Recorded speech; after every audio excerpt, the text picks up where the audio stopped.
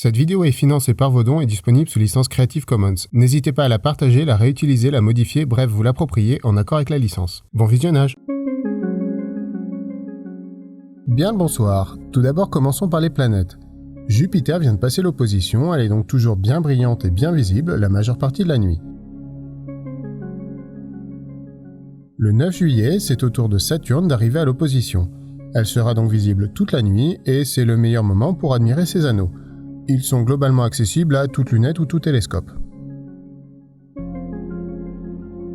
À défaut de Mars, je vous propose de trouver assez bas sur l'horizon sud une étoile bien brillante et bien rouge, la rivale de Mars, Antares, une supergéante rouge sur la fin de sa vie.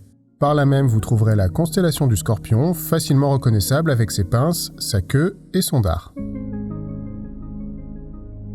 Pas loin d'Antares, je vous propose de trouver l'amas M4. À la limite de la visibilité à l'œil nu, jumelles, lunettes ou télescopes vous permettront de l'observer sans aucun problème.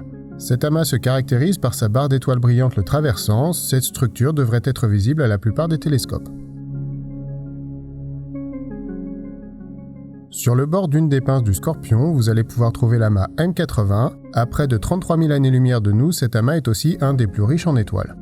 Lunettes ou télescopes modestes vous permettront de le voir ressemblant beaucoup à une petite comète. Les meilleurs instruments vous permettront évidemment de résoudre plus de détails. Directement à l'est du Scorpion, vous allez facilement trouver la théière de la constellation du Sagittaire. Juste au-dessus du couvercle de la théière, je vous propose de trouver le grand amas du Sagittaire M22. Un des amas les plus proches de nous, à seulement 10 000 années-lumière, il est visible à l'œil nu dans de bonnes conditions. Jumelles, lunettes ou télescopes vous permettront de l'apprécier sans aucun problème. Jaillissant du bec de la théière, ce sont deux chouettes nébuleuses que vous pourrez trouver. Tout d'abord M8, la nébuleuse de la lagune, et un peu au-dessus, M20, la nébuleuse Trifide. Même si M8 est à la limite de la visibilité à l'œil nu, dans les deux cas, un bon télescope sera recommandé pour mieux en profiter.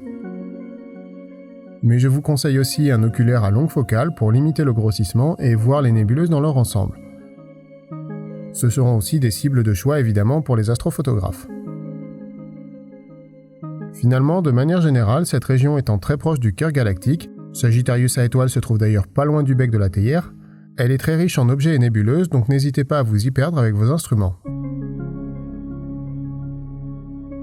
Pour la Lune, je vous propose de trouver Mare Nectaris, la mer du nectar.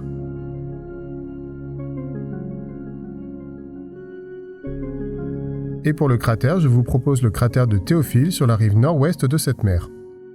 Délimité par de hauts bords et avec un pic central bien marqué, il sera particulièrement sympa à observer en début et en fin de journée lunaire. Il passera le terminateur le 5e jour de la Lune et retournera dans la nuit le 20e jour.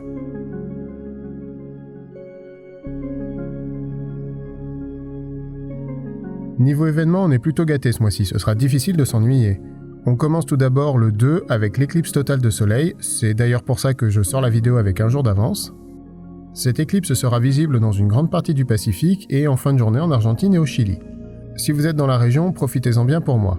Je n'ai malheureusement pas été sélectionné pour l'événement Meet ISO et je n'ai malheureusement pas pu faire le déplacement pour y assister. Mais je vous conseille de suivre de près l'événement, l'ESO prévoit un webcast et de toute manière suivez le hashtag sur Twitter, je pense que les sélectionnés ne manqueront pas de communiquer dessus. Et si vous voulez vivre ou revivre par procuration les émotions qu'un tel événement peut vous donner, je vous renvoie à ma vidéo sur l'éclipse de 2017 aux US. Une seconde, il fait encore jour, mais l'ombre est à nos pieds et d'un seul coup nous engloutit. Le haut-parleur de mon téléphone fait retentir une sirène et annonce le second contact. Nous y voilà. Le soleil est noir. Nous sommes plongés dans l'ombre de la Lune pour 2 minutes 25 et pas une seconde de plus. C'est absolument fascinant. Nettement moins impressionnant, mais ce coup-ci visible en France, le 16 juillet, il y aura une éclipse de lune en première partie de nuit.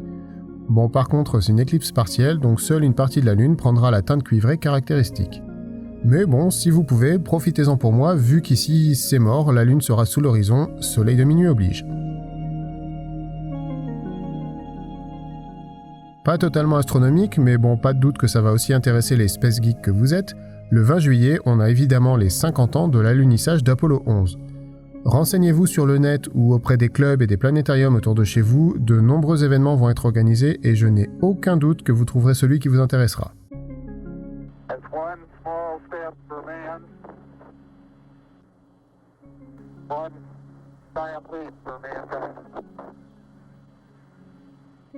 Finalement, le 28, nous avons le maximum de l'essaim des deltas Aquarides du Sud.